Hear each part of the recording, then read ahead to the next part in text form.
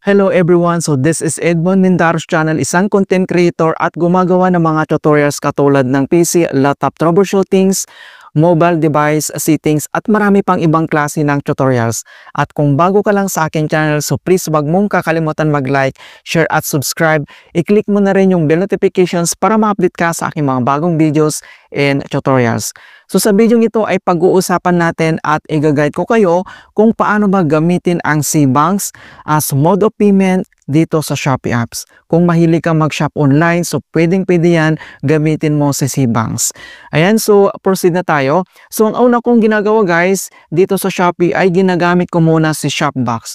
Dahil dito kay Shopbox ay makaka-earn tayo ng cashback sa bawat items na chine-check out natin dito. So sayang naman yan guys, kahit kunti lang yan, at least meron kaysa naman wala. So yung Shopbox naman guys, nasa sayo yan kung gusto mong gamitin or hindi. Ayan, so dito sa ating Shopee applications mga kaibigan, ayan, so ang gagawin natin dito ay kailangan lang natin i-open yung Shopee applications natin.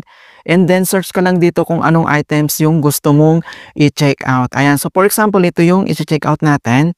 So dito ay kailangan muna natin kunin yung product link. So kung paano ba natin i-copy yung link product. So once na-open mo na yung isang product, and then dito lang sa top right corner makikita mo dito yung share icon. Ayan, so pindutin mo lang yan. At dito sa baba ay makikita mo dito yung notifications na yan, and then iselect mo lang dito yung copy link. Ayan, so copied to clipboard. Once na-copy mo na yung product link, then back lang tayo, i-open mo ngayon si Shopbox. So guys, ilalagay ko sa description box ang iba pang Shopbox tutorials para mag-guide ka. Ayan. And then, click mo lang dito yung Shopbox. And then ganito kaagad yung makikita mo guys. So kapag may nakopy ka ng link, automatic yan na mag-pop up agad itong notifications na yan. So ang gagawin mo ay i-click mo lang dito yung paste link.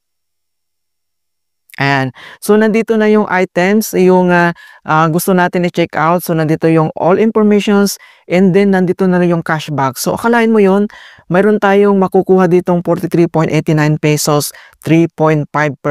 So, saan ka pa?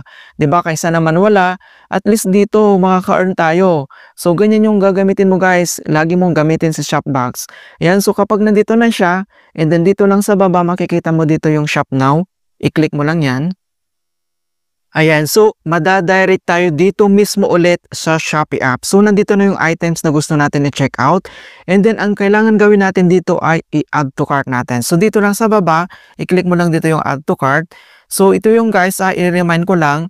So para magamit natin ng maayos sa Shopbox ay hindi po direct mismo doon sa Shopee apps tayo guys. So, kailangan munang kunin natin yung product link, and then go to Shopbox, i-paste mo yung link doon, and then direct agad ulit tayo dito sa Shopee, and then kiklik mo lang ditong i-add to cart ulit. So, huwag ka muna mag-add to cart sa Shopee para counted po yung cashback natin. Ganun po siya. Ayan, so once na-add to cart na natin, so dito lang sa taas, i-click mo lang dito yung na-add to cart natin.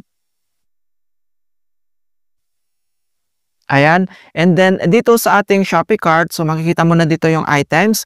So kailangan na natin itong i-check out. So click mo lang dito yung box na yan, yung items natin na gusto nating i-check out. And then dito naman sa baba guys, so makikita mo guys dito yung Shopee voucher, so pwede nating gamitin yan pang discount din. So click mo lang dito yung Shopee voucher. And then iselect mo lang dito yung pwede pa nating i-claim. So dito sa discount cashback, so select lang natin dito, so pwede pa natin yan magamit. So pwede kang magamit dito guys ng dalawang voucher. So ito yung kagandahan ngayon. Ayan, so dalawa na yung voucher natin. Click OK. And then gagamitin ulit natin dito yung ating Shopee coins pang discount din. So enable lang natin dito yung kanyang button. Ayan. And then click mo lang dito yung checkout. Ayan guys. So saan ka pa? Ang laki ng discount natin. So makikita mo guys, yung original price niya, ang babayaran na lang natin dito ay 915. So makikita nyo guys dito yung ating discounts on total, and then yung ating iba pang discount dito.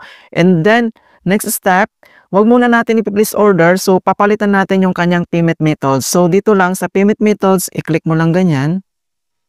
And then kailangan mo lang i-select dito yung CBank. Ayan. So, dahil sa ating CBanks account, kailangan sufficient yung balance mo para mag-guide mo siya. I-select mo lang dito yung CBanks.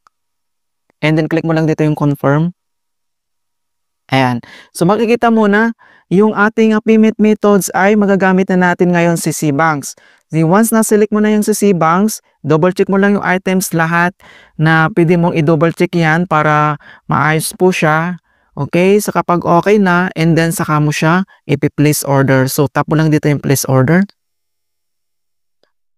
And then wait lang natin.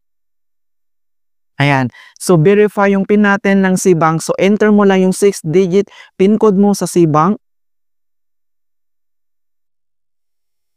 Ayan, so na-enter na natin. Ayan, so ganun lang po kasimple mga kaibigan kung paano maggamitin ang CBank. So enter mo lang yung 6-digit PIN code mo sa CBank para magamit po siya. So makikita nyo dito guys na you already paid, and then back lang tayo. Tingnan natin. Ayan, so nandito na yung items guys. And then, dito naman guys, pwede mong palitan yung shipping informations mo o yung shipping courier. Pwede mong palitan yan. Ayan guys, so ganun lang po kasimple kung paano gamitin ang CBanks dito sa Shopee apps. In hope na nakapagbigay ako ng konting kaalaman at guide tungkol sa Shopee tutorials. Thank you guys and see you in my next tutorials.